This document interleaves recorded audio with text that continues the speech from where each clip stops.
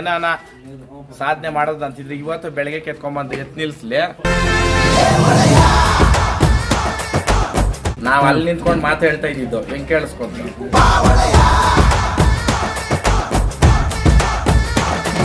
Comment ಅಲ್ಲೇ ಅವ್ರೆ build up ಅದು ಇದು ಅಂತ.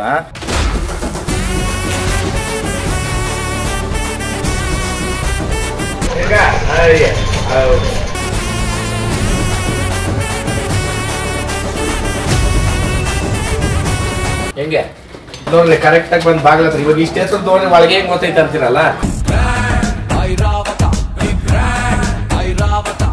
ಅವ್ನ್ ಕೇಳ್ದಷ್ಟು ದುಡ್ಡು ನಾನು ಕೊಡ್ತೀನಿ. ಹೇಳಿದ್ದನ್ನ ವಾರ್ನಿಂಗ್ ಆಗಿ ತಗೊಂಡ್ರೆ ನಿನಗೆ 100 ವರ್ಷ ಆಯಸ್ಸು. ಇದೇ ಹೊರತೂರು ಸಂತೋಷ. ದಯವಿಟ್ಟು ಜ್ಞಾಪಕ ಇರ್ಲಿ ಅಣ್ಣ. ನಮಸ್ಕಾರ. ನೋಡ್ತಾ ನಿನ್ನ ಆಗೋಗೈತೆ ಸ್ಯಾನೆ ಪಿರುತಿ. ಹೊರ್ತೂರು ವಡೆಯನ್ನ ನಿಮ್ ಬರ್ಡೇ ದಿನ ತಗೊಂಬಂದ್ರಂತೆ. ಸೊ ಎಲ್ಲಿಂದ ತಂದ್ರಿ ಹೆಂಗೆ ಅಂತ? ಬರ್ಡೇ ದಿನ ತಂದಿದ್ದಲ್ಲ, ತಪ್ಪು ಮಾಹಿತಿ. ಸಿಹಳ್ಳಿ ಜಾತ್ರೆಯಲ್ಲಿ ತಗೊಂಡಿದ್ದು.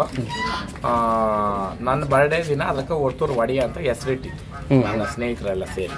ಓಕೆ ಅಣ್ಣ, ಈಗ ಎಷ್ಟು ವರ್ಷ ಆಯ್ತಣ್ಣ ಇಲ್ಲಿಂದ? ಅಣ್ಣ ಅದು ಓರಿ ಪ್ರಪ್ರಥಮ ನಾನೇ ತಂದಿದ್ದು. ಅವಾಗ ಅಲ್ಲಿಲ್ದಿರೋ ಓರಿ ಅದು. ಅದನ್ನ ಕೆಲವೊಂದು ದೊಡ್ಡ ಜಾಗಕ್ಕೆ ಕೊಟ್ಟಿದ್ದೆ.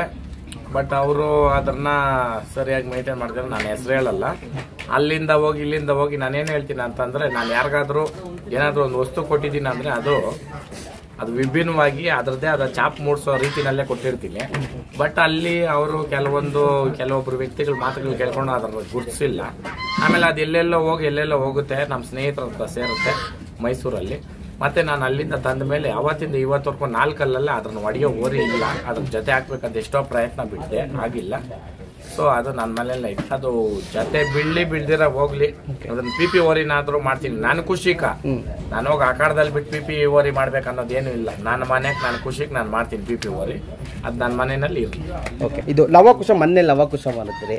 ಲವಕುಶ ಅಂತ ಆಕ್ಚುಲಿ ವಿಜಯಪುರ ಮರ್ವೆ ಕೆಂಪಣ್ಣವ್ರ ಮನೆಯಲ್ಲಿ ದೊಡ್ಡ ಓರಿಗಳಿದಾವಲ್ಲ, ನಾನ್ ಕೊಟ್ಟಿರೋದೆ ಅದೇ ಲವಕುಶ. ಓಕೆ, ಹಾಕ್ರಿ.